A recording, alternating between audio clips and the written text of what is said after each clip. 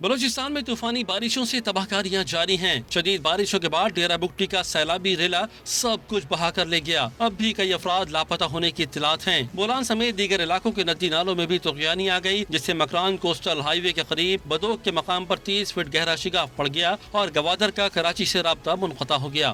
ادھر ہرنائی میں حفاظتی بند ٹوٹنے کے بعد سیلابی پانی شہر میں داخل ہو گیا، جس سے جھلمکسی سمیت دیگر علاقوں کا زمینی رابطہ منقطع ہو گیا۔ خضدار کے ٹک ندی میں بھی طغیانی سے متعدد دیہات زیر آب آ گئے اور سیلابی ریلے میں لنک روڈ بھی بہہ گیا۔